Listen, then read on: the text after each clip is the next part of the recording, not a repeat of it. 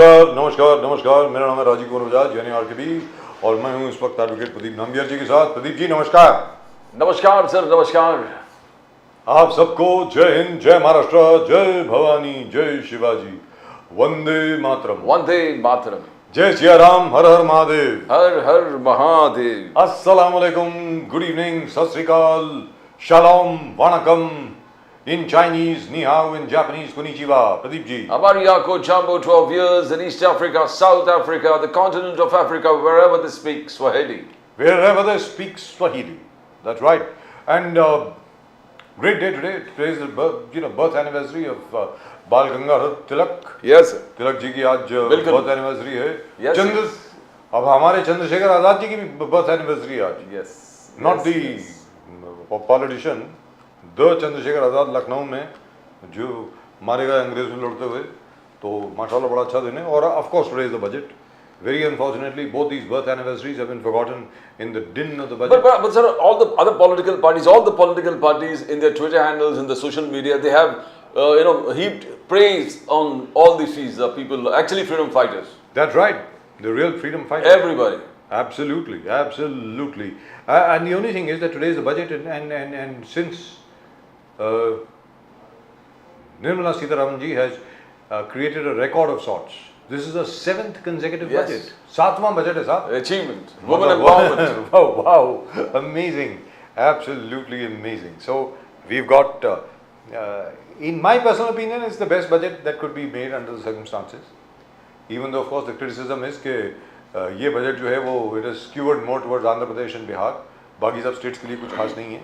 Bihar, Andhra Pradesh. जी, बिहार और आंध्र प्रदेश के लिए कुछ ज़्यादा ही है और बाकी सब स्टेट्स के लिए कुछ नहीं है। बाकी सब लोग बोल रहे हैं भाई हमारा क्या। और ऐसा ही होता है जब किसी भी स्टेट के लिए कोई स्पेशल पैकेज आता है तो बाकी सब स्टेट्स पूछते ही कि भाई हमारा क्या।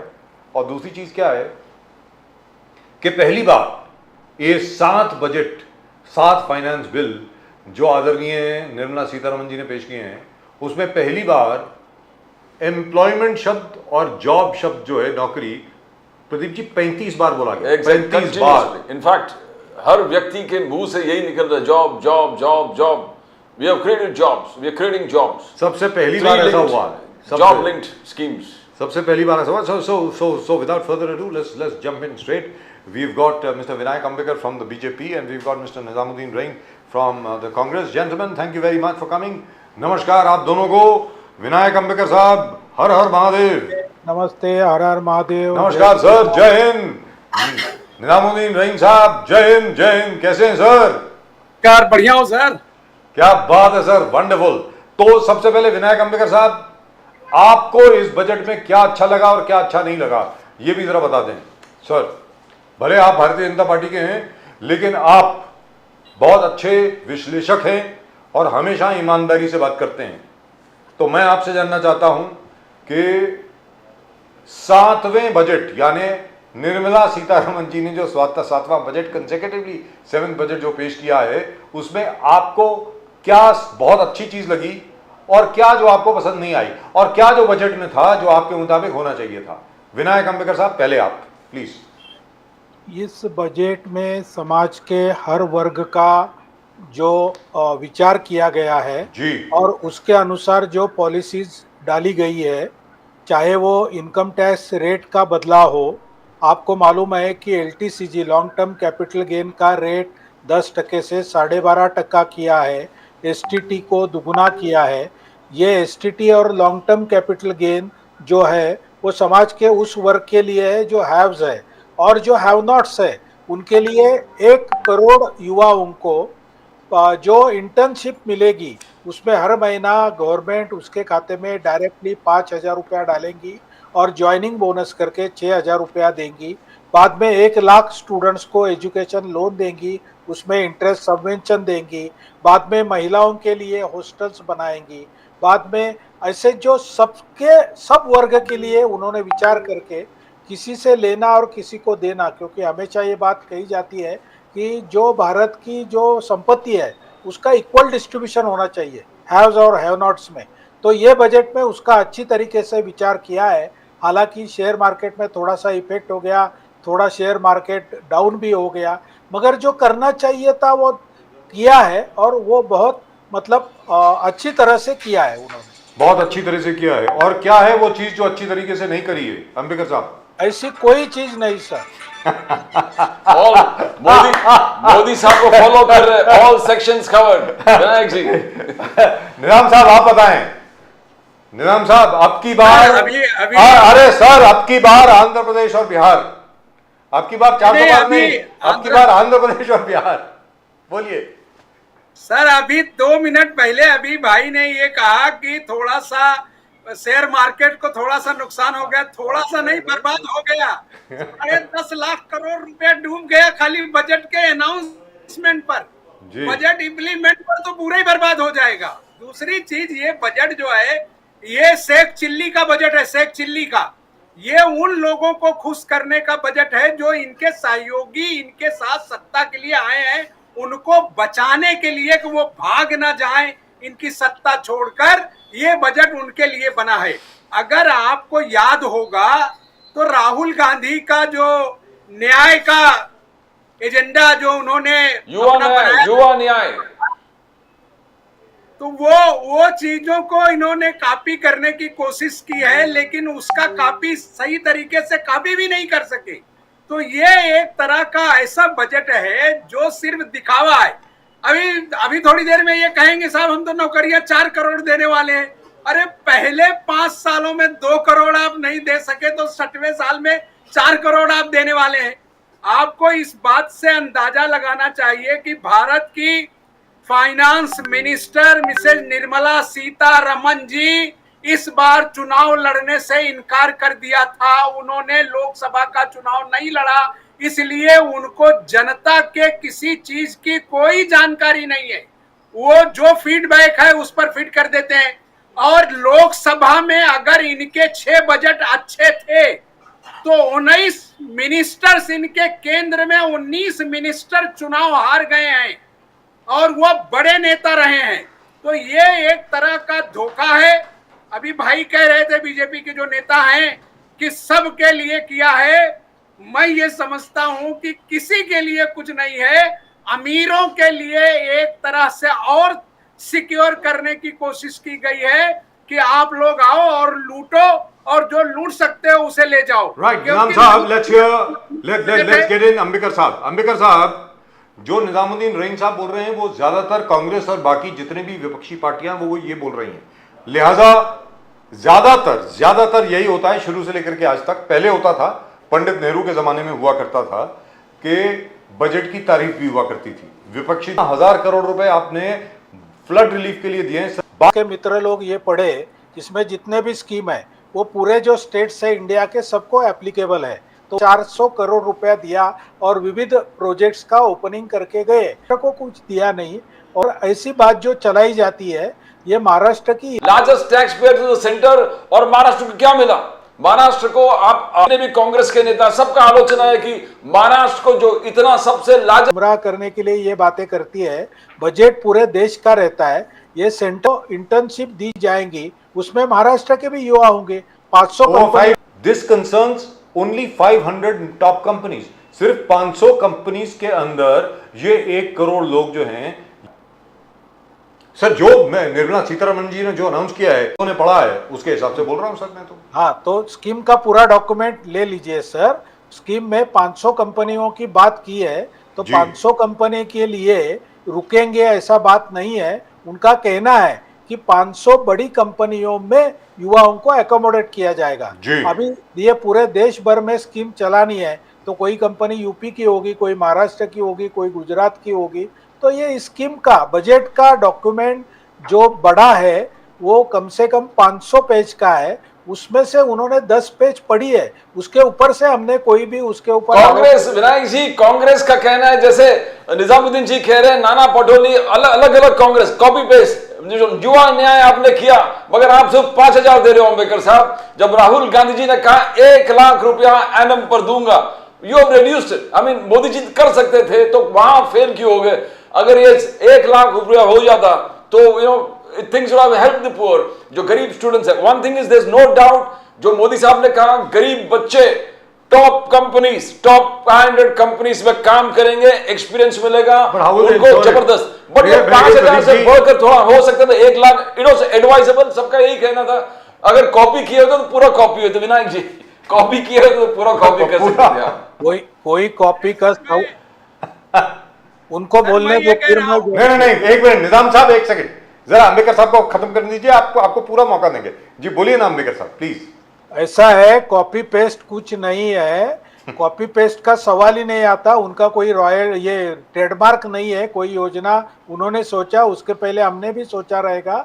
जब उनका कहना है कि 1 करोड़ लोगों को 1 लाख रुपया देंगे, तो उन्होंने 1 करोड़ तो बोला नहीं था, युवाओं को देंगे ऐसा बोला था।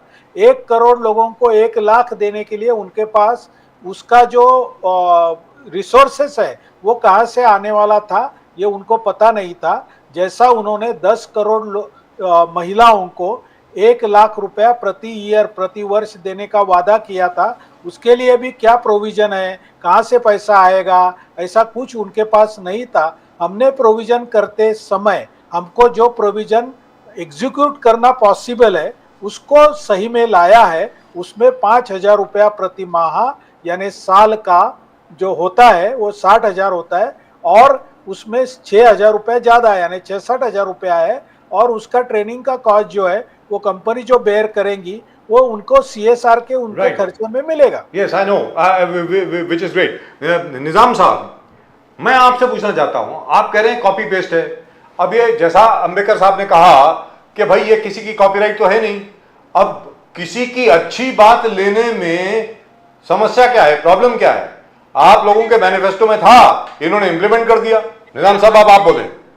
अच्छी और खराब बात का विषय नहीं है सर, विषय यह है कि 10 सालों में इनको 20 करोड़ नौकरियां देनी थी, जो भारत के प्रधानमंत्री ने पूरे देश के सामने, संसद के सामने एक बात कही थी। जी कही थी। अभी वो तो पूरा सब जुमला हो गया, वो आज तक पूरा नहीं हुआ। और उसी कैबिनेट की ये जो है फाइनेंस मिनिस्टर थी जिन्होंने ये कहा था।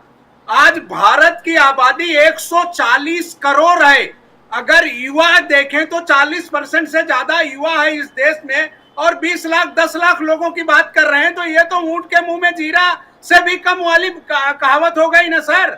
और दूसरी चीज, देश इस बात को विश्वास कैसे करेगा जब आपने 10 वर्षों में 2 करोड़ नौकरियां आप नहीं दे सके, तो आप 4.5 करोड़ नौकरियां एक्स्ट्रा कैसे देंगे? दूसरी जिन भरोसे कंपनियों की आप बात कर रहे हैं वो इनकी बपौती नहीं है, प्राइवेट है, नहीं देंगे तो आप क्या कर लेंगे? सरकार अपनी कंपनियों को तो बर्बाद कर रही है, बेच रही है। आप देखिए कि पिछले 10 दिन में अडानी और अंबानी की कंपनियों के साथ क्या हो रहा है। आप जियो की हालत देखिए, 99 रुपीज में शुरू था, 300 में पहुंच गया। BSNL को आप तबाह कर रहे हैं, तो नौकरियां लाएंगे कहां से? रेलवे की 50-60% जमीनों को बेच रहे हैं आप, रेलवे की किराया आप बढ़ा रहे हैं, रेलवे की नौकरियां कम कर रहे हैं, तो ये नौजवानों को आप कहां एडजस्टमेंट करने वाले हैं? सऊदी और दुबई और बहरीन में करेंगे या आप कहां करेंगे? क्या प्रावधान? ये अंबेडकर साहब से पूछ लेते हैं। निजामुद्दीन जी, मगर आपसे पूछना है इसमें खराबी क्या है? 500 टॉप के कंपनीज में हमारे जो मोदी साहब ने कहा, हमारे गरीब बच्चे जो गांव से निकल रहे हैं वो ट्रेनिंग लेंगे, वो अप्रेंटिस लेंगे, उसको पैसा भी मिल रहा है। और मोदी जी ने कहा सुनिए ना, हर वर्ग कवर किया, हर वर्ग, मिडिल क्लास को कवर किया, स्टैंडर्ड डिडक्शन बढ़ा दिया, इनकम टैक्स स्लैब्स में रिलीफ मिला है मध्यम वर्ग को, मुद्रा लोन 10 लाख का 20 लाख कर दिया है, 20 लाख यूथ को स्किल ट्रेनिंग दे देंगे निजामुद्दीन जी। आगे जाके उन्होंने कहा 10 लाख रुपया का सपोर्ट एजुकेशनल लोन हर स्टूडेंट को मिलेगा जो देशी कॉलेज, तो हर वर्ग को कंप्लीट कवर कर दिया इस बजट में। क्या तकलीफ है? युवा न्याय, किसान न्याय, क्या तकलीफ है? ये जितनी चीजें वो अनाउंस कर रहे हैं, वो 10 साल की सरकारों में जो अनाउंस किए थे वो पूरा हुआ क्या? सवाल यह है कि देश की जनता उनकी इस बात पर विश्वास कर रही है क्या?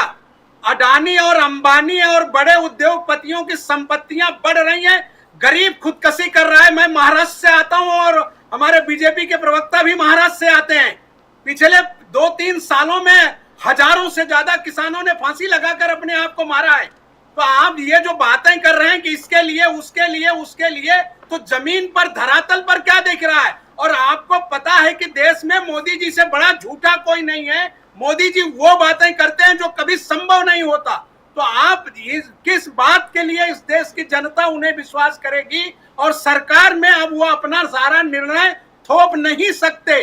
जैसा कि आपने शुरू में ये कहा कि उन्होंने आंध्रा को और बिहार के साथ ये किया है, तो महाराज जो सबसे बड़ा टैक्स पेयर है, मुंबई सबसे बड़ा टैक्स पेयर है, उसके लिए क्या हो रहा है? एक हफ्ते के अंदर रेलवे की सारी व्यवस्थाएं चरमरा गई हैं। इतने सारे एक्सीडेंट्स हो रहे हैं जिनके लिए उन्होंने बड़े बड़े दावे किए थे कि सेफ्टी टूल फला और ये ला रहे हैं, वो सब के सब योजनाएं उनकी फेल गई हैं। तो इन पर कैसे आप विश्वास कर लेंगे? Right. Now let's ask Mr. Ambedkar. जी, दूसरी चीज, उनकी जो फाइनेंस मिनिस्टर हैं, वो कभी जनता के बीच में रही हैं क्या? अगर वो जनता के बीच में रही होती तो महिलाओं का दर्द उन्हें पता होता। अब वो कभी जनता के बीच में गई नहीं। पार्लियामेंट का चुनाव आया, उन्होंने खट से इनकार कर दिया कि मैं चुनाव नहीं लड़ूंगी। बैकडोर से मोदी जी ऐसे आदमी को मंत्री बनाते हैं जो सिर्फ उनकी बात सुने और वो कुछ नहीं कर सकते। निजाम साहब मैं आता हूं आपके पास वापस, आपकी बात सुन ली। अंबेडकर साहब, एक पॉइंट जो निजाम साहब ने रेज किया वो बहुत अहम है, it's a very important point. Sir, these 500 companies और प्रोबेबली 500 कंपनी, नॉट नेसेसरली, जरूरी नहीं है कि 500 ही होंगी, 1000 भी हो सकती हैं, 800 भी हो सकती हैं, 100 भी हो सकती हैं। Sir, these are all private companies. अगर उन्होंने मना कर दिया तो फिर क्या करेंगे सर? Is this mandatory? कोई कानून लेकर आ रहे हैं हम लोग कि भाई आपको इतने अप्रेंटिस रखने ही पड़ेंगे? अंबेडकर साहब, कोई कानून की जरूरत नहीं है। आपको मालूम है कि प्री बजट सेशन जो चलते हैं उसको कंसल्टेटिव रिजिम बोलते हैं, 2 महीना चलते हैं। तो उसमें इंडस्ट्रियल बॉडीज, इंडस्ट्रियलिस्ट के साथ पीएम साहब की, अपने एफएम साहब की मीटिंगें होती है। उसमें उन्होंने बात चलाई रहेगी, पहले से उनका फीडबैक लिया रहेगा। और आपको मालूम है नीति आयोग ये काम करता रहता है कि हर कोई जो स्टेक होल्डर है उसे मीटिंग करना, उनके पास कोई भी प्रपोजल अपना सर्कुलेट करना, उनका फीडबैक लेना, ये सब चीजें प्री बजट इसमें होती है। ये सब हुई है इस स्कीम के बारे में भी। Sir, the point is this, Ambedkar साहब, द पॉइंट इज दिस, नहीं, मेरी बात कंपनी, हाँ चलिए बोलिए सर, आप प्लीज फिनिश प्लीज। हाँ, तो मेरी बात सुन लीजिए कि ऐसे कंपनियों को समझो अपील की जाए। चलो अपन चलते हैं कि रतन टाटा जी के पास आज 5 लाख एम्प्लॉई है हर एक कंपनी में पकड़े, तो अडानी जी के पास समझो 2 लाख है, रिलायंस के पास 5 लाख है। वो लोग आज कॉन्ट्रैक्ट पे एम्प्लॉई लेते हैं क्या? नहीं लेते हैं, तो लेते हैं। और आजकल इंडस्ट्री में जो फैशन चला है कि किसी को परमानेंट एम्प्लॉयमेंट नहीं देते हैं, वो कॉन्ट्रैक्ट एम्प्लॉयमेंट देते हैं। तो हमारा कहना यह है कि उस कॉन्ट्रैक्ट एम्प्लॉयमेंट के जगह पे आपको कोई इसका रिस्क लायबिलिटी नहीं रहेगा, कोई भी कामगार कायदे का। गवर्नमेंट इनको इनके खाते में डायरेक्टली पेमेंट देने वाली है डीबीटी के हिसाब से। ये खाली आपके इधर अप्रेंटिसशिप करके आप मतलब only for training and other on the job facilities, that is the only liability of the company. Now my question is something else. My question is something else. Suppose the companies refuse, what do you do? जो निजाम साहब ने पूछा वो मैं भी पूछ रहा हूं कि अगर मान लीजिए कंपनी ने मना कर दिया, साहब 500 कंपनीज हैं, 500 कंपनी में से 450 कंपनी ने मना कर दिया कि हमें, आपने कहा 100 अप्रेंटिस रखिए, वो कहते हैं साहब मुझे सिर्फ 10 की जरूरत है, मैं 10 अकोमोडेट कर लूंगा। कई कहेंगे हमें जरूरत ही नहीं है, फिर क्या करेंगे सर? अंबेडकर साहब, पूरे भारत में कंपनियों की संख्या बड़ी है, उन्होंने 500 कंपनियां आज आइडेंटिफाई की है। समझो 500 कंपनियों में जाने के बाद पता चला कि उसमें से 499 ना बोल रही है, तो हम आगे की 500 के पास जाएंगे ना, उसमें क्या है, स्कीम चलाना है। कहने का मतलब ये हुआ अंबेडकर साहब, कहने का मतलब ये हुआ कि on paper this scheme is very good, मैं मान के चलता हूं, स्किल डेवलपमेंट, अप्रेंटिसशिप, ये बड़ी जबरदस्त चीज है, मान के चलता हूं, लेकिन इसमें कोई गारंटी नहीं है। It is just that, let's be very clear, it is a statement of aspiration. ये कहा है कि ऐसा हम करेंगे, अब आगे सक्सेसफुल होता है या नहीं वो मुझे मालूम नहीं है। निजाम साहब, आपसे पूछना चाह रहा हूं, ये बताएं, राहुल गांधी जी हों, हमारे खड़गे साहब हों, जयराम रमेश जी हों, हर कोई ये बोल रहा है कि मिडिल क्लास भी इस बजट से जरा खुश नहीं है, कि जो एक्सपेक्ट कर रहे थे, जो हमें टैक्स रिलीफ मिलेगा वो नहीं मिला है, बहुत कम मिला है, वो भी न्यू टैक्स रिजीम में। जो ओल्ड टैक्स रिजीम में है उनको कुछ नहीं मिला है। निजाम साहब, कि सर वो जो टैक्स वाला मुद्दा है, वो टैक्स वाले इशू पर भी कोई आदमी इनसे खुश नहीं है, और उससे गरीबी बढ़ेगी, महंगाई भी बढ़ेगी और टैक्स का बेनिफिट नहीं होगा। दूसरी चीज जो सबसे इंपॉर्टेंट है सर, वो है कृषि, खेती। अब आप समझे, खेती, स्वास्थ्य, शिक्षा, जन कल्याण, आदिवासी पर बजट में आवंटन से कम खर्च किया गया है, क्योंकि भाजपा की ये प्राथमिकताएं नहीं आए। अगर भाजपा इन पर कुछ काम नहीं करती तो इस तरह की कैपिटल एक्सपेंडिचर पर 1 लाख करोड़ कम खर्च किया है, तो फिर नौकरियां कहां से बढ़ाएंगे जब ये सेक्टर ही नहीं होंगे। तो इसका मतलब यह हो गया कि चोरी की हुई कंपनियां जो सिर्फ स्लीपर सेल की तरह होंगी, उसमें आप डाटा दिखाएंगे कि हमने इतने लोगों को दे दिया, जैसे पिछले 10 सालों में मोदी और फाइनेंस मिनिस्टर करते आ रहे हैं।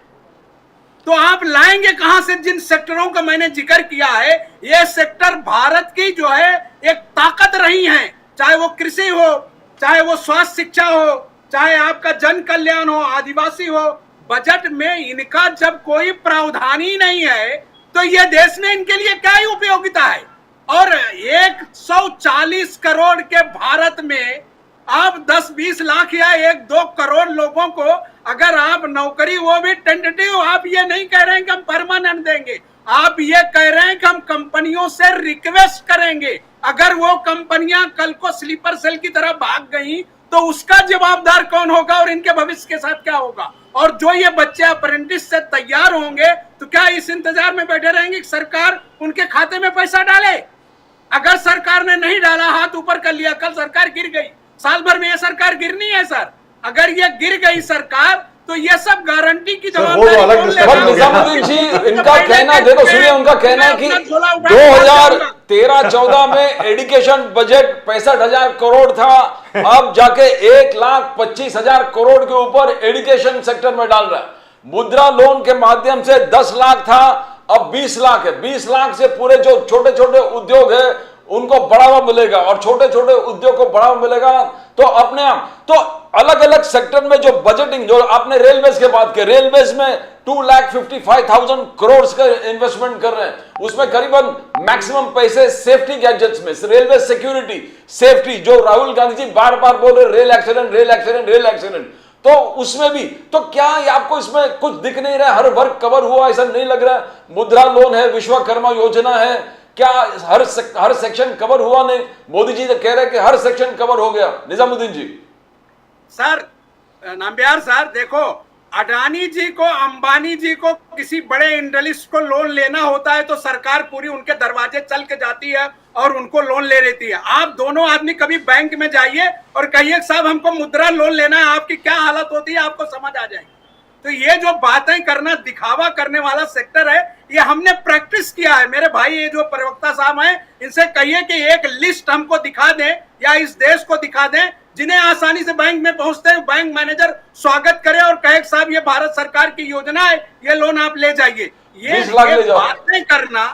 और रेलवे की सेफ्टी, देखिए रेलवे की जो हालत है, ये आपने पिछले 8 दिनों में देखा ना। आप जिस बिहार को आज ये पैसा डुबाने के लिए दे रहे हैं, उस बिहार में एक हफ्ते में 14 ब्रिजेस गिर गए ना सर जी। किसकी जवाबदारी है सर? किसी ने लिया देश में जवाबदारी? फिर गरीबों की 17 ब्रिज, 17 इसीलिए कह रहा हूं कि वो सब गिर गए।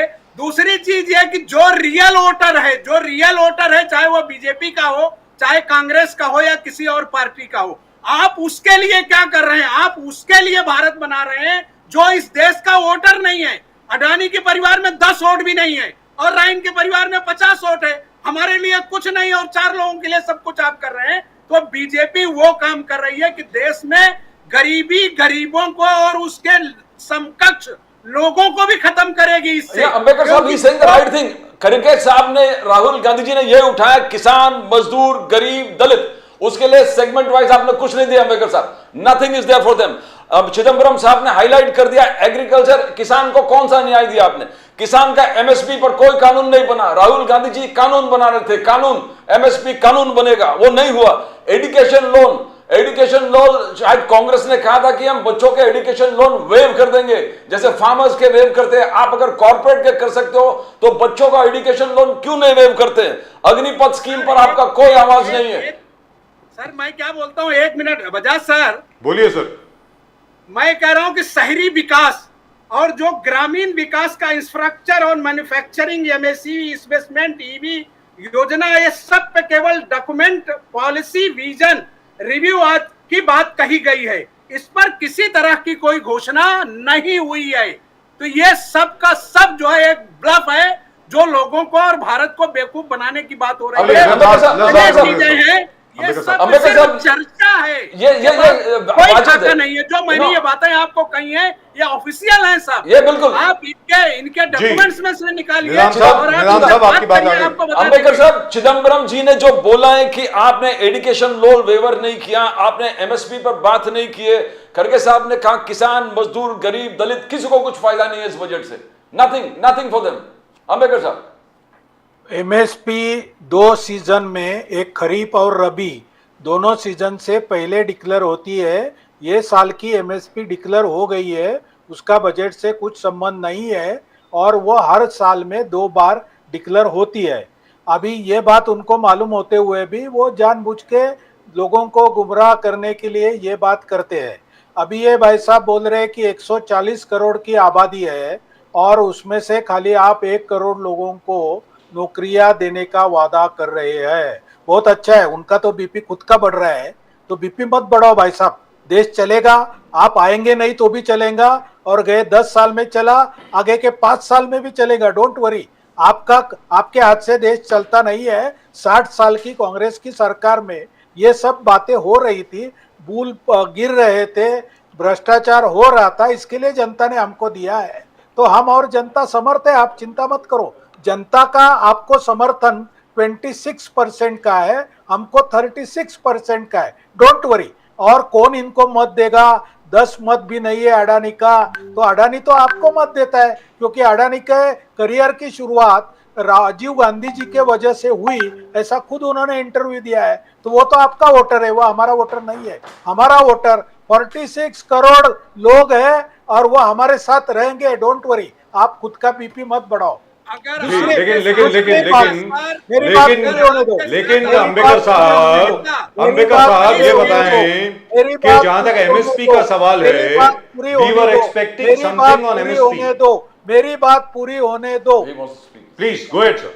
हाँ, तो बेसिकली ये खुद बोल रहे हैं कि 140 करोड़ जनता है। टैक्स पेयर कितने हैं? इनके राज्य में कितने थे? 2 करोड़ थे। हमारे राज्य में कितने? 12 करोड़ है। उसमें से 6 करोड़ नील रिटर्न भरते, तो 6 करोड़ टैक्स पेयर जो टैक्स देंगे, उसमें से 140 करोड़ लोगों का संसार चलाना है, तो सबको बांट के देना पड़ेगा। पी चिदम्बरम क्या कहते हैं, खरगे जी क्या कहते हैं, हम एजुकेशन लोन माफ करेंगे, हम ये करेंगे। मैं सीधा सवाल पूछा है आपको कि 10 करोड़ घर में हर महीना 1 लाख रुपया देने का वादा किया है। वो 10 करोड़ इंटू 1 लाख, ऐसा जो फिगर है वो यदि तुम्हारे राहुल गांधी पेपर पे लिख के दिखाएंगे तो भी बहुत बड़ी बात होगी। तो 10 लाख करोड़ हो गया ना सर? 10 लाख करोड़ हो गया सर, 10 लाख करोड़ हो गया, और क्या नहीं होता है सर? 10 करोड़ इंटू 1 लाख, 10 हाँ तो 10 करोड़ इंटू 1 लाख, 10 लाख करोड़ हो गया। 10 लाख करोड़ नहीं होता है, 10 करोड़ और लाख एक मीटिंग होता है। तो 10 करोड़ लाख हो गया। हाँ, वो लिख सर, के बताओ मेरे सर को। वर्क्स आउट द सेम बोलो लिख के थिंग बताने सर। के लिए। सर इतने जीरो कैलकुलेटर में नहीं आते। हाँ, तो इसलिए बोल रहा हूँ, ये जो वादे करते हैं, इसका लोन माफ कर देंगे, उसका लोन माफ कर देंगे, उसका प्रोविजन कहाँ है? सर तेलंगाना में किया है ना, they waived all the loans, farm loan सारे के सारे तेलंगाना में माफ किए हैं। अरे ऑन पेपर किया है। सर कांग्रेस पहले ने हर चीज जितने ऑन वादे पेपर ही किए होती हैं, है। उसको निभाया निजाम है। साहब एक सेकंड, निजाम साहब एक सेकंड पवार जी कृषि निजाम मंत्री साहब एक मिनट, मैं आपके पास ही आ रहा हूं। अंबेडकर साहब, हम लोग ये उम्मीद लेकर के बैठे थे, टिकटकी लेके बैठे थे। Of course I did not expect too much from the budget. This is the first budget of Modi 3.0। Let's be very clear, a lot of things still have to come into place. बहुत planning अभी होनी है, बहुत काम अभी होना है, मैं मानता हूं। लेकिन फार्मर्स के लिए जो एमएसपी है, उसके ऊपर हम ये तो उम्मीद लेके बैठे थे कि निर्मला सीतारमण जी कुछ तो बोलेंगी। सर एमएसपी का जिक्र ही नहीं आया। अभी तक जो बेसिक स्ट्रगल रही है फार्मर्स की, वो ये है कि मिनिमम सपोर्ट प्राइस पर आप प्लीज कानून लेकर आइए। मैं मानता हूं अगर आप कानून नहीं लेकर के आ सकते तो एमएसपी पर कुछ तो बोलते। अंबेडकर साहब, इसको इग्नोर क्यों किया गया है? प्लीज। मैं आपको बोल रहा हूं, आप एमएसपी का प्रोसीजर देखिए। जी। हर रबी सीजन और हर रबी और खरीफ सीजन में हर रबी और खरीफ सीजन से पहले एमएसपी डिक्लेयर की जाती है। ये गवर्नमेंट ने चार्ज लेने के बाद एमएसपी डिक्लेयर की है। आप मिनिस्ट्री ऑफ एग्रीकल्चर के वेबसाइट पे जाके देख सकते हैं। लेकिन अंबेडकर साहब, सवाल यह है कि एमएसपी के लिए एक कानून बनना चाहिए था। सवाल यह था, हर कोई उम्मीद लेके ये बैठा था कि बजट में ऐसा कुछ आएगा, क्यों नहीं आया? मैं ये जानना चाह रहा हूं। सर, बजट में कानून आता है क्या? कौन सा भी कानून बनाने का प्रोसीजर आपको मालूम है? जी। बजट ये कानून बनाने के लिए है क्या? बजट फाइनेंस बिल है। अगर फाइनेंस सर प्लीज, अगर आप अप्रेंटिसशिप को लेकर के प्रपोजल ला सकते हैं, अगर आप विमेन एम्पावरमेंट के लिए अगर आप एक प्रपोजल ला सकते हैं, अगर आप अलग अलग इंडस्ट्री के लिए प्रपोजल ला सकते हैं, तो फार्म लॉज के लिए भी प्रपोजल फॉर डिस्कशन ला सकते हैं। फार्म लॉज लाए नहीं थे क्या? तीन फार्म लॉज लाए थे। So why did you withdraw them? You should not have withdrawn them. If you were so sure that these farm laws are going to work, अगर ये फार्म लॉज बहुत अच्छे हैं, किसान कानून बड़े अच्छे थे, तो आपने विड्रॉ क्यों किया? नहीं करना चाहिए था। ये ऐसा है कि ये जो साइड में बैठ के अपने को डिस्कशन करने के लिए ये सब टॉपिक अच्छा है, मगर फार्मर्स के लिए वो टॉपिक सेंसिटिव बन गया था। उसमें देश विरोधी ताकत जुट गई थी और ये अपोजिशन जो है वो उनको भड़का रही थी करके वो वापस ले लिया। मोदी जी ने सीधा बोल दिया कि हमारा ये अपयश है कि हम उनको समझा नहीं सके उनका क्या है, और उन लोगों ने गलत लोगों की बात मान ली। ये तो अब निजाम साहब आप बताएं, क्या किसानों के लिए और ग्रामीण इलाकों के विकास के लिए इस बजट में वो सब कुछ है जो आप उम्मीद लगा के बैठे थे? निजाम साहब, नहीं, बिल्कुल नहीं है। एक तो महिलाओं का इशू अभी इन्होंने छेड़ा, उस पर भी इन्होंने कुछ नहीं किया, झूठी बातें हैं, आप देख लीजिए। दूसरी चीज, अभी इन्होंने जो एमएसपी पे कहा कि वो बहुत अच्छा था और दो देशद्रोही घुस गए और आ गए। इनको मैं एक उदाहरण देता हूं, अगर इन्हें याद होगा तो शिमला में सेब, जो किसान सेब पैदा करता है, अडानी को उसका कॉन्ट्रैक्ट देके वहां गोदामें बनाकर और वो सस्ते में खरीद के पैक करके रख ली, किसान बर्बाद हो गया। अगर वो कानून लागू हो गया होता तो इस देश के किसान को भीख भी कोई नहीं देता, उसे खुदकशी। अभी तो हजारों में मर रहे हैं तो लाखों में मरते। वो तो कानून वापस हुआ तो किसान बच गया, और उसी को लेकर अभी किसान फिर सारे बॉर्डर को घेर रहा है। हरियाणा में इनकी सरकार है, वहां हमारा हम क्या कर रहे हैं? पंजाब में हमारी सरकार नहीं है, पंजाब का किसान आ रहा है, उत्तर प्रदेश का किसान आ रहा है। इसका मतलब यह है कि ये धोखा देकर किसानों को उनको बर्बाद कर रहे थे। अगर वो तीनों कानून, काला कानून जिसके लिए 1000 से ज्यादा किसान बॉर्डर पर मर गया भूख से, बीमारी से, पानी में, उसके ऊपर इन्होंने जिस तरह से रोड ब्लॉक किया, एक किसी कम से कम आतंकवादियों के लिए भी इतना कड़ा पहरा नहीं था जो इस देश के किसानों को, अन्नदाताओं के साथ इन्होंने किया। उसका नतीजा था कि उत्तर प्रदेश हार गए, हरियाणा हार गए, पंजाब हार गए। ये सारी घटनाएं अगर इनको याद हो, ये दावा कर रहे हैं कि हमको चुना, नहीं चुना। अगर चुनता तो 90 सांसद इनके, 19 केंद्रीय मंत्री चुनाव हारते हैं। इनका गवर्नर खुद, जो इनका गवर्नर है, सत्यपाल मलिक का भाषण सुनो आप, सत्यता खोलकर मोदी जी की और उनकी मंडली के रख दिया। तो ये सारी बातें कहना धोखा है।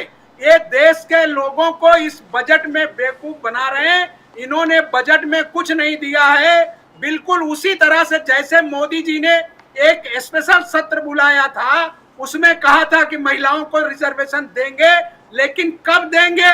जब सेंसेक्स होगा, फिर उसके बाद टाइम आएगा। तो ये बजट भी, ये अप्रेंटिसशिप, ये सब उसी तरह से है जैसे मोदी पिछले 10 सालों से। निजामुद्दीन जी, 7% ग्रोथ के हिसाब से जो इकोनॉमिक सर्वे भी आया था, उसमें भी कहा कि 6 to 6.5 से 7% ग्रोथ होगा, एम्प्लॉयमेंट जनरेट होगा, इंडस्ट्रीज को बढ़त मिलेगी, एग्रीकल्चर सेक्टर बूम होने वाला है। तो अलग अलग कदम और पॉलिसीज मोदी साहब ने क्या कि नॉट ओनली इस देश में मगर पूरे IMF से लेके पूरे वर्ल्ड बैंक से लेके सब लोगों ने कहा कि सबसे फास्टेस्ट ग्रोइंग इकोनॉमी भारत होगा, ये देश होगा पूरे विश्व में। तो बजट उसी रूप में, उसी पॉलिसीज को तहत में नजर में रखते हुए ग्रोथ के हिसाब से, और मोदी साहब ने पहले भी कहा ये बजट जो होगा आगे वाले 5 साल के लिए एक रोड मैप हो रहा है। तो रोड मैप तो बन ही रहा है, उद्योग है, जॉब्स है, किसान के लिए है, स्टूडेंट्स के लिए है, तो कहां चूक है? ये तो पूरा डेवलपमेंट ओरिएंटेड बजट है। प्रशंसा पूरे देश विदेश सब जगह से हो रहा है निजामुद्दीन जी। तो कैसे कांग्रेस सिर्फ कह सकता है कि ये बजट खराब है? सर, कांग्रेस नहीं कह रही, पूरा देश कह रहा है, मिडिल क्लास पूरा क्षेत्र में कह रहा है, सारी अपोजिशन पार्टियां, देश के एक्टिंग राजनीतिक पार्टियां सीधा कह रही हैं कि ये बजट सामने दिख रहा है। और जो बातें हो रही हैं, आप सोचिए कि 20 मई 2024 को चुनाव के दौरान मोदी जी ने एक इंटरव्यू में दावा किया था कि हम 100 दिनों का एक्शन प्लान हमारे पास पहले से रेडी है। तो क्या मोदी जी जब सर्वे बजट का 22 तारीख को 21 तारीख को निर्मला सीतारमण जी पढ़ रही थी, तो वो और आज मोदी जी ने अब तक क्यों नहीं उसको बताया कि ये हो रहा, ये होगा? ये एक तरह का फ्रॉड है। गरीबों का पैसा टैक्स दिखाकर उसके नाम पर लूटकर बड़ी बड़ी कंपनियां जो इनकी स्पॉन्सरर हैं उनको ये टैक्स माफी करके उनको दे देंगे। मैंने आपको बताया कि कैसे आप गरीब को लोन नहीं मिलेगा और अमीर को मिलेगा। सरकार अपना पैसा 1000 करोड़ की कंपनी 500 करोड़ में बेचेगी और लोन भी बैंक से, अपने बैंक से देगी, और बाद में उसी कंपनी को बे ऑफ कर देगी, और बे ऑफ करने के बाद वो फ्री हो जाएगा और सरकार के खजाने से 1000 करोड़ चला जाएगा। यही अब तक हो रहा है। आप जितनी कंपनियां अब तक सरकार ने सेल की हैं, आप उन कंपनियों के सर्वे देख लें। भाई साहब हमारे इकोनॉमिस्ट हैं, अच्छी जानकारी होगी, मैं तो इतिहास का विद्यार्थी हूं, लेकिन मैंने जो देखा, मैंने जो समझा कि सरकार खुद ही लोन दे रही है, सरकार कंपनियों को बिकवा रही है। 1000 करोड़ की कंपनी 200 करोड़ में बेचती है, बीच का माल लेके निकल जाती है और बाद में वो कंपनी बंद होती है, सरकार उसको वे ऑफ कर देती है। तो ये जो घटना है, इसके लिए सरकार ने क्या योजनाएं की है कि ये पैसे कैसे रिटर्न आएंगे, जिनको अपने उद्योगपति 10-12 मित्रों को कई लाख करोड़ उन्होंने वे ऑफ किया है पिछले 5 सालों में। कॉर्पोरेट, तो गरीबों का कौन सा पैसा वे ऑफ किया? विनायक अंबेडकर जी, कॉर्पोरेट जो आपने वेव ऑफ किया, पूरे डेब्ट्स, पूरे कॉर्पोरेट जो मित्र हैं आपके, जो आरोप है, और पूरे कांग्रेस का आरोप है जो निजामुद्दीन जी ने लगाया, you for your corporate friends are destroying our economy. ये आप किसान के साथ कर सकते थे, स्टूडेंट्स के साथ कर सकते थे, इनके साथ नहीं किया। आपके कॉर्पोरेट फ्रेंड्स के आपने डेब्ट्स वेव ऑफ कर दिए। ये बहुत गंभीर आरोप है विनायक अंबेडकर जी। गंभीर आरोप करने के लिए नॉलेज होना पड़ता है। ये खुद बोल रहे, खुद इतिहास के विद्यार्थी है, तो इन्होंने गलत बुक पढ़ी है। एक नाम बता दे जरा कंपनी का जिसको सस्ते में बेचा और बेचने के लिए, खरीदने के लिए उसको जितनी कंपनियां 5 साल में डील हुई हैं, सारी कंपनियों को उन्होंने बेचा। नाम बोलो ना सर, आप देख लें। अरे नाम बोलो ना एखादा, एक तो नाम बोलो। जिन कंपनियों को जहां जहां बेचा है, ONGC का बहुत सारा बड़ा सेक्टर आपने बेचा, आपने SCL का बेचा, बहुत सारी चीजों को बेचा। मैं आपको उसकी लिस्ट दे सकता हूँ। उनका नॉलेज तो देखो, उनका नॉलेज देखो कितना गहरा है। ये कांग्रेस के लोगों को क्या गया है कि वो 7 टर्म हार रहे हैं और इस टर्म पे उनको लगा था कि हम सत्ता में आ जाएंगे, फिर अपना ही देश लूटने का काम चालू करेंगे। तो मोदी जी ने और एनडीए ने उनको रोका है, तो इसलिए ये बौखला गए, बाकी कुछ नहीं हुआ। एक नाम बोलो ना, एक नाम बोलो ना। ONGC को बेचा है तो आप प्रूव करके दिखाओ कि ONGC को बेचा है। I am sure he will send us a list. I am sure Nizam साहब हमें लिस्ट भेज देंगे। लेकिन सर एक चीज बताइए, एग्रीकल्चर और रिलेटेड सेक्टर में the budget allocation is 1.52 lakh crore. Yes, the budget allocation for the rural sector and rural development is 2.65 lakh crores। अब ये जबरदस्त फिगर्स हैं, मैं मानता हूं, लेकिन क्या वास्तविकता में ये इंप्लीमेंटेशन होगी? और मैं ये क्यों पूछ रहा हूं, ये आपको थोड़ा बताना चाहता हूं। बिहार के लिए जो आपने बजट एलोकेशन करी है, एक अलग से दी है, और उसके अलावा 11,500 करोड़ रुपए दिए हैं आपने फ्लड रिलीफ के लिए। इसके पहले भी बिहार के लिए बहुत कुछ दिया गया था। वाजपेयी जी ने भी दिया था, डॉक्टर मनमोहन सिंह ने भी दिया, नरेंद्र मोदी जी ने भी दिया। लेकिन बार बार यह पाया गया अंबेडकर साहब कि बिहार अपनी बजट एलोकेशन पूरी तरह इस्तेमाल नहीं कर पाता। They are not able to spend their budget allocation.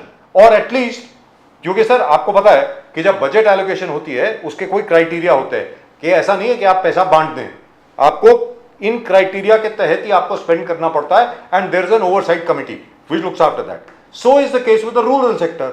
2.66 lakh crores is a huge amount for the rural sector, sir. Now, how will it be implemented? उसके बारे में जरा बताएं अंबेडकर साहब। सर, ये बहुत सी योजनाएं हैं, वो योजना सभी स्टेट्स के माध्यम से इम्प्लीमेंट होती है।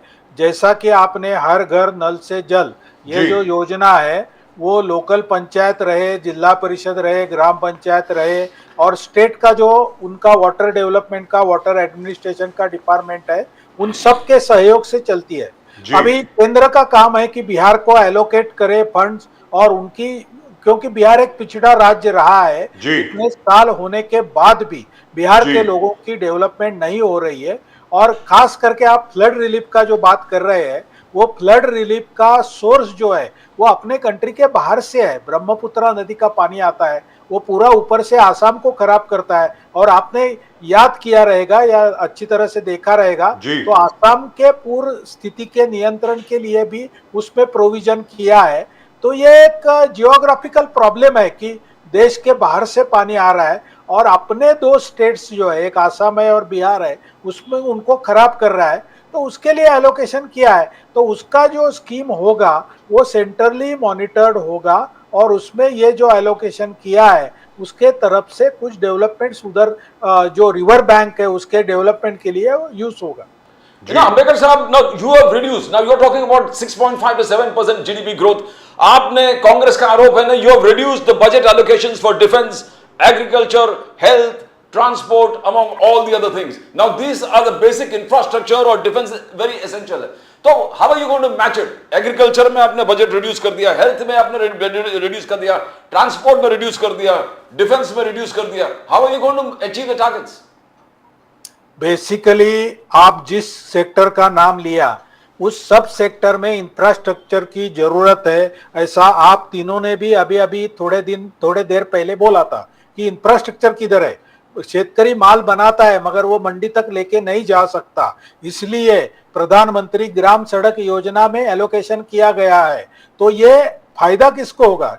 ये एलोकेशन से ये जो रोड बनेंगे, कुछ विलेजेस आइडेंटिफाई किया है जिनको 24/7 चलने वाले रोड दिए जाएंगे, तो उस विलेज में जो उपज होगी वो मार्केट में आएगी। तो ऐसा आप सेग्रीगेट नहीं कर सकते कि इस क्षेत्र को दिया तो उसको नहीं दिया। ये सब जो इंटीग्रेटेड डेवलपमेंट है उसके लिए दिया हुआ है।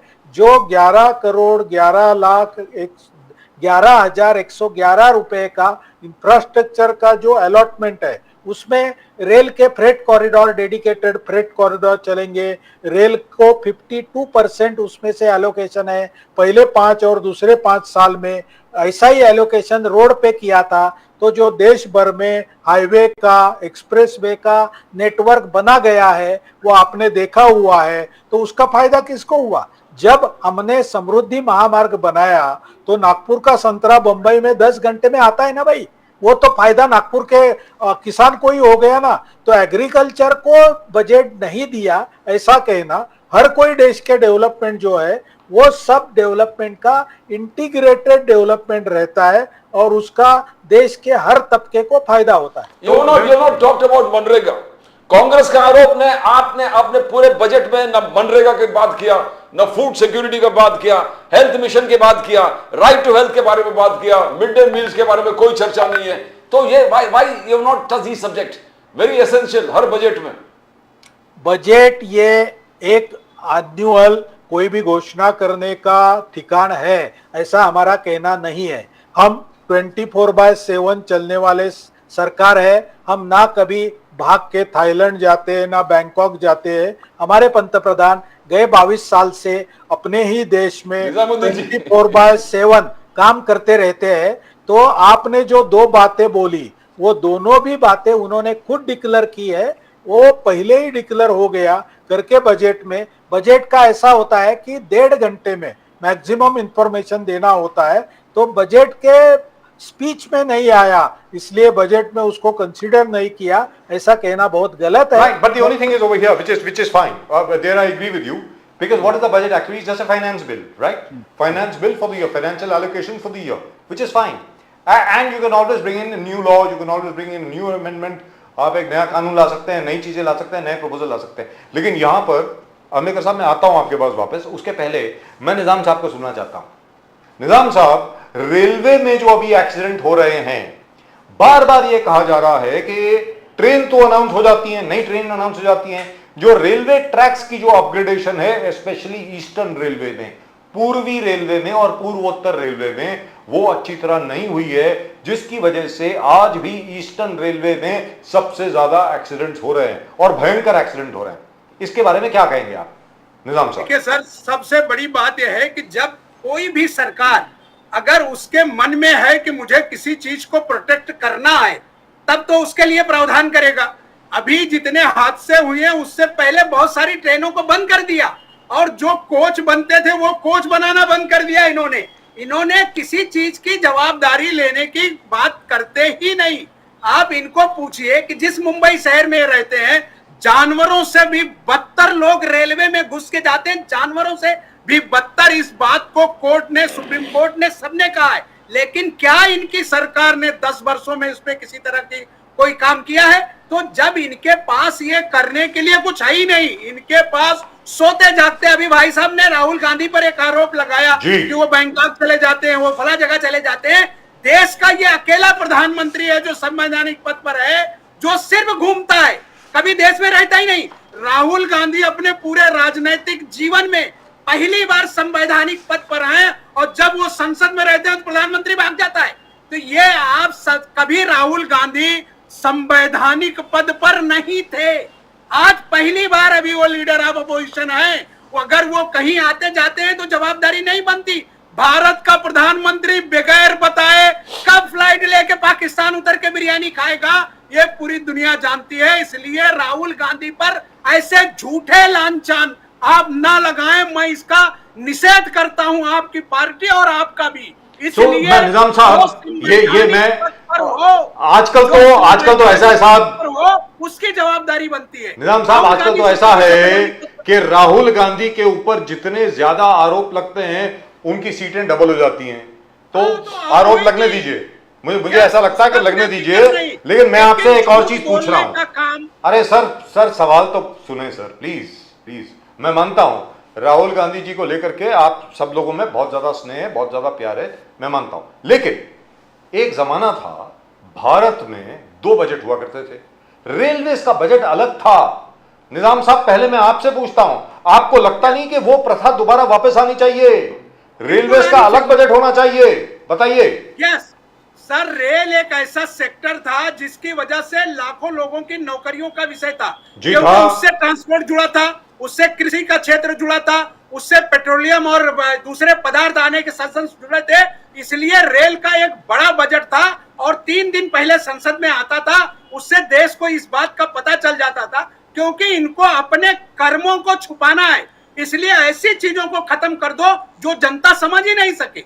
इसलिए रेल बजट को खत्म करके उसको इसमें जोड़ दिया गया। और किसी भी काबिल आदमी को पिछले 10 वर्षों में इन्होंने रेल मंत्री नहीं बनाया। जैसे मैंने आपको कहा कि फाइनेंस मिनिस्टर ऐसी लेडी को बनाया है जिसको एबीसीडी नहीं मालूम है फाइनेंस डिपार्टमेंट का, ना उसने कभी इकोनॉमिक्स पर कोई काम किया है। जो इनके धन्ना सेठ, जो इनके सपोर्टर्स हैं, वो जो अपने सुविधा के हिसाब से इनको ड्राफ्टिंग करते हैं, वही जो है फाइनेंस मिनिस्टर पढ़ देती है। राइट, अम्बेडकर साहब, I would like to ask you very serious question, बड़ा गंभीर सवाल है, क्योंकि मुंबई शहर है सर, मुंबई शहर की हमारी लाइफलाइन लोकल ट्रेन है, और लोकल ट्रेन को यूजुअली नजरअंदाज किया गया है सर। आप मेट्रो बना रहे हो, ये बना रहे हो, लोकल ट्रेन की अपग्रेडेशन कब होगी? मैं आपसे जानना चाहता हूं, अम्बेडकर साहब, अपने दिल पे हाथ रख के कहिए, आपको लगता नहीं है कि रेलवे बजट वापस आना चाहिए, दोबारा इंट्रोड्यूस होना चाहिए? प्लीज, इसके अंदर कोई ईगो की प्रॉब्लम नहीं होनी चाहिए। I think the government has made a mistake, I think the railway budget should be reintroduced, that is my opinion. अब आप बताएं सर। अंबेडकर साहब, फ्लोर इज योर्स, बोलिए प्लीज।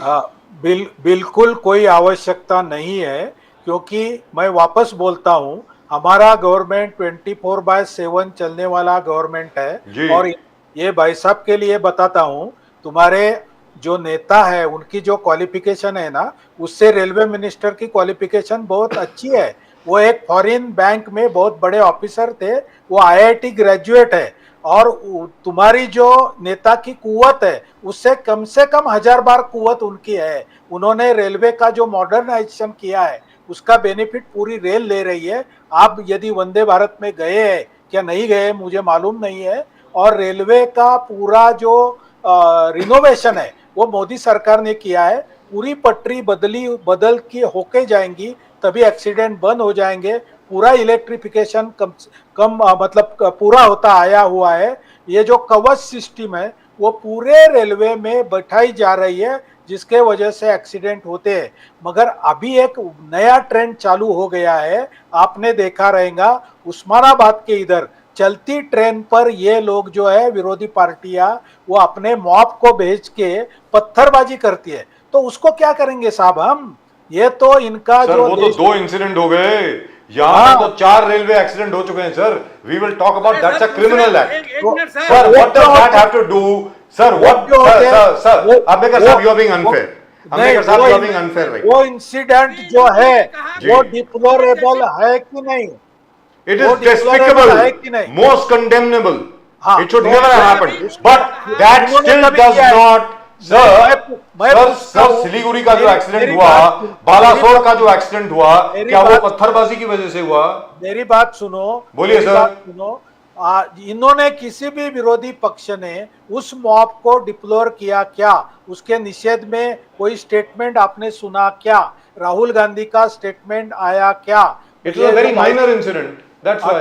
अच्छा, तो प्रधानमंत्री कोई भी चीज पे बोले नहीं तो प्रधानमंत्री चुप है ये आप बोल सकते, मगर आप माइनर करेंगे। राजस्थान में बेटी के ऊपर अत्याचार हो गया तो माइनर है। सर रेलवे की बात करें ना सर, इतने रेलवे एक्सीडेंट क्यों हो रहे हैं? मैं डुप्लीकेसी की बात कर रहा हूँ ना सर, मैं डुप्लीकेसी की बात कर रहा हूँ, उसको भी याद दे दो ना।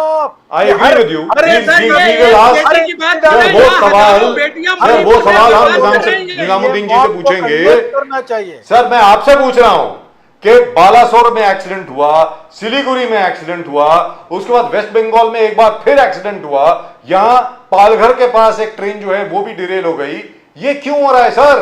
Why are you not, why is the government not upgrading the tracks? Railway tracks का जो सिस्टम है बहुत पुराना है sir, it has to be upgraded. Why is that not being upgraded? Which is why जब रेलवे बजट आता था उसका अच्छी तरीके से एनालिसिस हो सकता था, आजकल नहीं हो रहा है। आज भी आप एनालिसिस कर सकते हैं, थोड़ा सा टाइम निकाल के रेलवे के वेबसाइट पे जाइए, पूरे डिटेल्स आपको मिलेंगे। बालासोर का जो एक्सीडेंट था उड़ीसा का, वो एक्सीडेंट ये एक सोची समझी चाल थी, उसमें एनआईए इन्वॉल्व है, उसका इंक्वायरी चल रहा है, 2 लोग अरेस्ट है। कौन लोग अरेस्ट है ये मैं बात बोलना नहीं चाहता हूं, आप खुद देख लो। तो ऐसे कोई इंसिडेंट जो है, क्योंकि बालासोर का बहुत सीरियस एक्सीडेंट था और वो किसी घात पात का नमूना था जिसमें एनआईए इन्वॉल्व है। कुछ दिन के बाद सच बाहर आएगा। ये सच कोई जगह पे बाहर क्यों नहीं आता है? क्योंकि उसका जो पूरा नेटवर्क है उसका जो संज्ञान लेना रहता है, इसलिए इमीडिएटली नहीं ये होता है। मगर उनका अरेस्ट हुआ है, ये बात पेपर में छप के आई है। अश्विनी वैष्णव जी का उसमें स्टेटमेंट भी आया हुआ है। Now, Ambedkar Sahab, whatever you say, the budget, आप कहते हैं कि it's a fantastic budget and everything, but inflation, price rise is not under control, Ambedkar Sahab. You have not been able to control it. Congress का बार बार आप पे आरोप है कि आप प्राइस राइज और इन्फ्लेशन कंट्रोल नहीं कर पाया, और जो फिगर्स दे रहे हैं कि फूड आइटम्स 9.36 इन्फ्लेशन बढ़ गया है, अनाज का 8.75 बढ़ गया, दाल 16 पॉइंट समथिंग, सब्जी around 30%. Why can't you contain inflation price rise? That's a major issue affecting the common man. Yes, और इसमें आईएमएफ का आपने स्टेटमेंट सुना रहेगा, रिजर्व बैंक का स्टेटमेंट सुना रहेगा। तो भारत में 3 प्रकार के इन्फ्लेशन के लिए इंफॉर्मेशन मिलती है। एक रहता है सीपीआई, कंज्यूमर प्राइस इंडेक्स, दूसरा रहता है डब्ल्यूपीआई, होलसेल प्राइस इंडेक्स, और तीसरे को बोलते हैं हेडलाइन इन्फ्लेशन। तो हेडलाइन इन्फ्लेशन जो है वो फूड कैटेगरी के जो वो बास्केट में आइटम रहते हैं उसको बाहर निकाल के हेडलाइन इन्फ्लेशन मापा जाता है, जो कि आज के दिन को 4.5 है, वो भी ज्यादा है। नेक्स्ट ईयर में वो 4.2 आएगा, ऐसा रिजर्व बैंक बोलती है। रिजर्व बैंक का काम है इन्फ्लेशन कंट्रोल करना। एमपीसी मॉनेटरी पॉलिसी कमेटी उसके लिए बनाई गई है, हर 2 महीने वो मिलते हैं और मार्केट फोर्सेस को कंट्रोल करने का काम करते हैं। तो ये सब चीजें चल रही है। तो फूड का जो इन्फ्लेशन है उसमें आपने देखना चाहिए गए 2 सालों में जो वेदर कंडीशन है वो एडवर्स रही है। जिस टाइम में बारिश होना चाहिए था वो हुआ नहीं है, और जिस टाइम में नहीं होना था, फसल जब काटने का सवाल आया था, टाइम आया था, तभी बारिश हुई है, फसल और फल खराब हुए हैं। इसलिए फूड में इन्फ्लेशन है खाली, वो भी इस साल में यदि मानसून अच्छा होता है तो इन्फ्लेशन जरूर कंट्रोल में आएगा। Sir, just a small sidelight on the Balasore incident. This happened on the 2nd of June 2023. In December 2022, the Comptroller and Auditor General had said कि बहुत जगह ऐसी हैं, and they had specifically identified the Eastern Railway, जहां पर safety systems ठीक तरीके से काम नहीं कर रहे हैं। नंबर 2, सीएजी ने यह भी कहा था कि जो जिस प्रकार का स्टाफ होना चाहिए वो नहीं है, और जो रिक्रूटमेंट प्रोसेस है वो क्योंकि बंद पड़ा है इसलिए इट इज अंडर स्टाफ्ड। इसके अलावा ओडिशा पुलिस ने एक्शन लिया था बहुत ट्विटर हैंडल्स और फेसबुक के इन्फ्लुएंसर्स के खिलाफ जो कि मुसलमानों को ब्लेम कर रहे थे इस एक्सीडेंट के लिए। उन्होंने ये कहा था कि अगर कोई और इस तरीके की मिस इंफॉर्मेशन और फेक न्यूज स्प्रेड करेगा उसके खिलाफ बहुत जबरदस्त एक्शन होगा। तो when the CAG had warned in December 2022 itself that safety systems on the eastern sector are very bad, why was no action taken? And चलिए जो हुआ सो हुआ। Has the safety system, कवच system been upgraded now? क्या अभी वो upgrade हुआ है अंबेकर साहब? यस, डेफिनेटली हुआ है। ये जो कवच करके सिस्टम है ये इंडियन मेड सिस्टम है। उसका जो पूरा टेस्टिंग है वो अश्विनी वैष्णव ने खुद उस ट्रेन में जाके देखा है, पूरा खुद देखा है, खुद सुपरवाइज किया है। इसका वीडियो रेलवे के वेबसाइट पे आपके लिए उपलब्ध है। मैंने भी मेरे वेबसाइट में डाला हुआ है, आपको चाहिए तो मैं आपके नंबर पे भेज देता हूँ। और ये जो कवच सिस्टम है ये सक्सेसफुल हुआ है 2022 में। तब से कवच के लिए, क्योंकि ऐसी जो सिस्टम रहती है वो सिस्टम एक दिन में तैयार नहीं होती, उसका रिसर्च, उसका टेस्टिंग, उसका अप्रूवल, गवर्नमेंट अप्रूवल, इसमें टाइम जाता है। तो अभी ज़्यादा से ज़्यादा जगह पे कवच लगाने का है, ऐसा रेलवे का निर्धार है और जल्द ही वो पूरा हो जाएगा। सर जल्द नहीं होगा, जल्दी नहीं होगा, ऐसा मत बोलिए सर प्लीज। अंबेकर साहब कमिटमेंट मत दीजिए, कमिटमेंट मत दीजिए सर, उसमें टाइम लगेगा। नहीं, एक मिनट निजाम साहब, एक मिनट सर। कवच सिस्टम इज वेरी गुड लेकिन उसमें टाइम लगेगा क्योंकि both railway tracks, signalling system, train का जो सिस्टम है उसमें जो रिमोट सेंसिंग का जो सिस्टम है वो जब तक मैच नहीं होगा तब तक नहीं होगा। उसमें मिनिमम 2 या 3 साल जाएंगे सर। हाँ, तो 2 या 3-4 जाएंगे, बराबर है आपका जी। मैं बोल रहा हूं sir very frankly, but I hope work is going on there. I hope work is going on, that's all. Definitely ji Nizam साहब आप कुछ बोल रहे थे, प्लीज गो अहेड। मैं सिर्फ इतना ही कहना चाह रहा हूँ रेलवे के बारे में। अभी जो है अंबेडकर साहब जो कह रहे थे, ये वंदे भारत ट्रेन से गरीबों का क्या संबंध है? ये जितनी भी सेक्टर पर ये सब हरकतें कराई जा रही हैं इसमें सरकार शामिल है, क्योंकि वो चाहते हैं कि जब ये इस तरह की चीजें उन्हें लाना है तो गरीबों की चीजों को खत्म कर दो। इस देश का गरीब अगर उसे मुंबई आना है यूपी से, बिहार से, मध्य प्रदेश से, तो वंदे भारत का किराया उसके पास नहीं है, क्योंकि उसको आप गरीब से गरीब करते जा रहे हो। और जो रेलवे के जो सेक्टर्स हैं ये बेचे जा रहे हैं। अडानी की ट्रेनें नई तरह से रेलवे में चलाई जा रही हैं और पूरा रेलवे खत्म करने की इनकी तैयारी है। इनमें दम है अगर बीजेपी में, तो रेलवे सेक्टर के जो यूनियंस हैं उनके साथ बैठकर बात करिए, आपको समझ आ जाएगी कि रेलवे को कितना बर्बाद सरकार कर रही है। और जितनी ट्रेनों का आज आप देख रहे हैं कि हम वंदे भारत चला रहे हैं, मेरे पास कमाने का जरिया 500 रुपया है, मैं 1500 रुपया भर के ट्रेन में कैसे जाऊंगा? और ये बातें करना क्योंकि ये भारत जिसको ये खुद एक्सेप्ट करते हैं कि 80 करोड़ लोगों को मैं भीख दे रहा हूं, 5 किलो राशन फ्री में दे रहा हूं, तो जिसके पास 5 किलो राशन खाने के लिए लाइन में लगना है तो क्या वो वंदे भारत ट्रेन का सफर करेगा? आप सिर्फ अमीरों का भारत बना रहे हैं, आप देश के गरीबों को दूर कर रहे हैं, आप देश के गरीबों को इस कदर दूर कर रहे हैं कि वो रेलवे में भी चलने लायक नहीं रह जाएगा। सर अंबेडकर साहब, क्या ये बात सच है 300% किराया बढ़ा है कि रेलवे का निजीकरण होने वाला है? क्या इस बात को सोचना चाहिए? चालू है सर, अंबेडकर साहब चालू है, बहुत सारी ट्रेनें जो है सर अंबेडकर साहब से पूछ लेते हैं ना, आ गई, पूछ लेते हैं ना सर, ऐसी क्या बात? इनके घर में शायद चालू रहेगा, इनको अथॉरिटी दिया रहेगा रेलवे में, जाके निजीकरण कर लो। बहुत कॉन्फिडेंस के साथ बोल रहे हैं। अभी ये पब्लिक प्रॉपर्टी है, इसका निजीकरण करने का एक प्रोसीजर रहता है, कोर्ट ऑफ लॉ है, राहुल गांधी है, ये ऐसे लोग हैं जिनको कुछ मालूम नहीं रहता, बड़बड़ते रहते हैं, ऐसे उनके कार्यकर्ता है। तो ऐसे में कैसे बेचेंगे रेलवे? ये खुद कुछ भी बोलने दो। तो फिलहाल अभी प्राइवेटाइजेशन की प्लान नहीं है? नहीं, मेरी बात सुन लो। जी बोलिए सर। मेरी बात अडानी की ट्रेनें सेक्टर पर आ गई, ट्रेनें चल रही हैं, जिसको अडानी जी चला रहे हैं, उस पर लिखा है अडानी रेल। फोटो चाहिए इनको तो मैं फोटो मंगा दूं इंटरनेट से। प्लीज अगर ये देखना चाहें, इनको शर्म नहीं आ रही सर, भेज दीजिए। एक पाठ है कि शर्म मत करो, झूठ बोलो। आप जाके अभी रेलवे के सेक्टर पर इंटरनेट अभी सर्च करो, रेलवे में आपको अडानी की रेल अभी आपको दिख जाएगी 2 मिनट में। इसमें निजामुद्दीन राइन, कांग्रेस और राहुल गांधी का कोई रोल नहीं है। ये मोदी जी की जो बेचने की शैली है वो वही है। तो आप गरीब को आप खत्म कर रहे हैं सार सेक्टर में। जी अंबेडकर साहब प्लीज।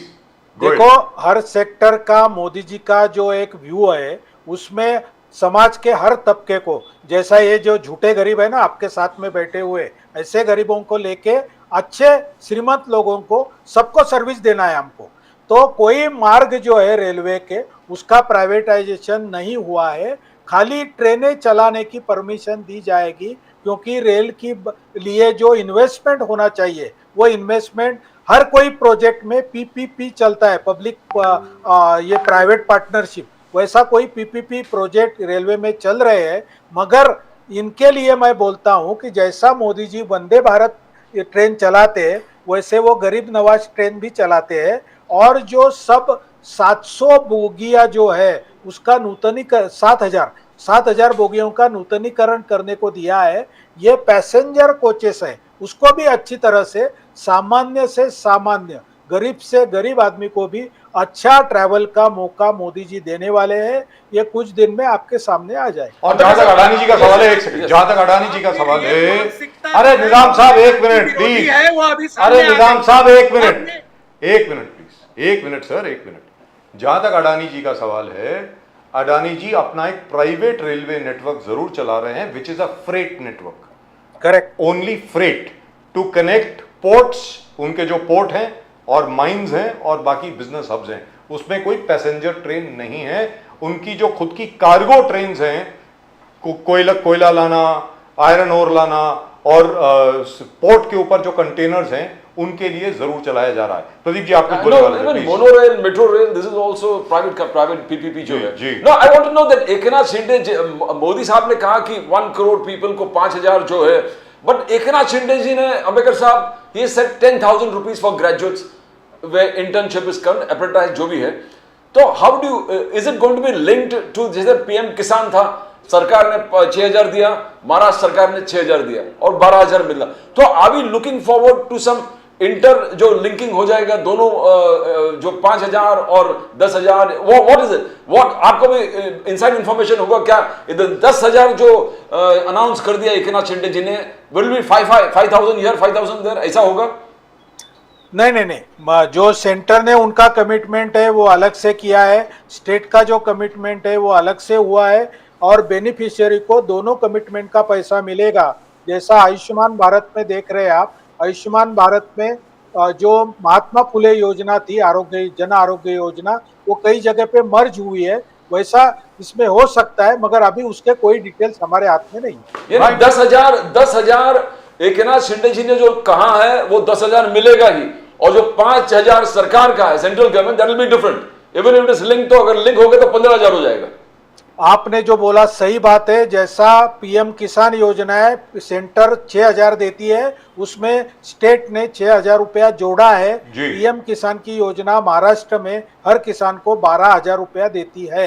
तो हो सकता है कि 15,000 भी मिल सकता है, कहने का सही मतलब बात। ये हुआ, हो सही सकता है। बात। जी, वन फाइनल वर्ड निजाम साहब आपसे, आखिरी कुछ सर, बोलना पैसा चाहेंगे कहाँ आप? से लाएंगे? ये चुनाव का है, अभी 3 महीने में महाराष्ट्र में इलेक्शन है, इसलिए गुलाबी बीजेपी रिक्शा भी आ गए निजाम जी। कि उसका गुलाबी- बोरिया बिस्तर बंध गया है गुलाबी रिक्शा भी आ गए, महाराष्ट्र से। गुलाबी रिक्शा भी आ गए। चलिए वो शिंदे साहब से पूछेंगे sir, but thank you both gentleman. सब रिक्शा सहित जो है ये जाएंगे और बाकी जो बचेंगे ये जेल में रहेंगे, आप देख लेना। निजाम क्योंकि साहब, 3 महीने बाद महाराष्ट्र में अंबेडकर इनका साहब, सफाया बहुत हुआ है। बहुत शुक्रिया आप हमने दोनों का 32 for a very Lok Sabha fruitful की डिस्कशन। इनको बता दिया। सर डिस्कशन में मजा आ गया, बहुत बहुत धन्यवाद Fantastic. आपका। बहुत जय सिया राम, हर हर जय महादेव, सिया राम, हर हर महादेव। जय महाराष्ट्र, जय महाराष्ट्र, जय हिंद, जय हिंद, जय Maharashtra. Thank you so much Nizam साहब, बहुत बहुत शुक्रिया आपका, बड़े जबरदस्त बोले, thank you very much, God bless you always, that was nice, that was Very really nice nice. discussion. Fantastic. Except we couldn't cover everything, but then it's not possible to cover everything because the point is, But actually- I personally want the railway budget back because I Yes. really need to know what's going on. और दूसरी बात यह है प्रदीप जी कि साहब देखिए, accidents को लेकर के जो सीएजी ने बोला है, it was almost like, my god, it was like deja vu. December 22nd, 2023, the CAG report comes out, says कि यार ये सेफ्टी नेटवर्क में प्रॉब्लम है, कवच सिस्टम में आपके प्रॉब्लम है, और मतलब 2 महीने के बाद बालासोर में एक्सीडेंट हो जाता है। तो मेरा ये कहना है कि इसको लेकर के they should be very serious about it. No, now the point is, if you ask him for the resignation of the railway minister. No, that's stupid. No, that is so because we find that he seems to be very hardworking railway. नहीं sir, I don't And think. he believes in modernization. He's brought a lot of reforms. Sir, I totally disagree with this entire concept. चलिए, लाल बहादुर शास्त्री जी ने resign कर दिया, railway minister थे, तो Lal Bahadur Shastri ji lineman थोड़ी थे, Lal Bahadur Shastri ji lineman थे, इंजन ड्राइवर थे क्या? I disagree with that decision. I also disagree with Madhavrao Scindia decision when that aircraft crashed at Delhi airport, broke up into two and not one single person died. In fact, I argued with Madhavrao Sindhia to ask him to withdraw his resignation. And by the way, I must tell you this, that day both Dr. Karan Singh, उनके संधि, और मैं दोनों के दोनों 27 सफदरजंग मार्ग पर थे, which was Madhavrao Sindhia's residence, where we argued कि please don't do this. How are you responsible? I don't understand. Are you running the airline? You're not. You're not the aviation minister for only one airline. There are so many airlines in the country. एक plane crash हो गया तो क्या हो गया यार? I think there was a combination of things happening there. There was a pilot strike. Yes. There was Air India में तकलीफ चल रही थी yes, उसको, yes. और फिर एयर इंडिया को काउंटर करने के लिए उन्होंने वो रशियन एयरक्राफ्ट जो लाया था on wet lease. Yes, on It wet was- lease. It was actually Uzbekistan Airlines. Yes. वहाँ से लेकर के So आए. all these things were there, and then they said that it's. But he fuel shouldn't have business. resigned. My point is, just the minister resigning is the stupidest thing in the world. The minister is there to fix the problems.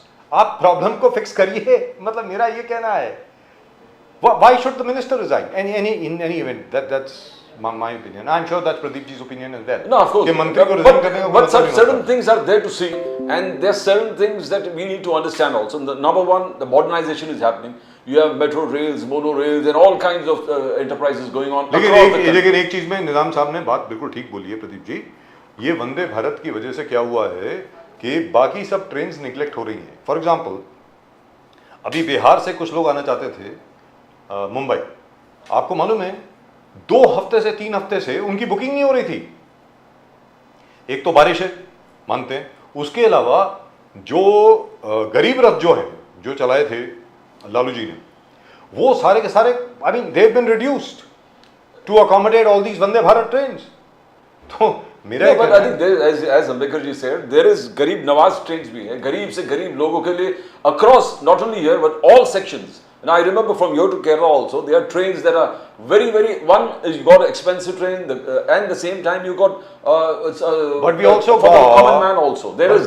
But Pradeep ji, we also got, we have any number of YouTube videos showing the Vande Bharat train being almost as crowded as our local train. Yeah, so So- people who can afford are going in Vande Bharat.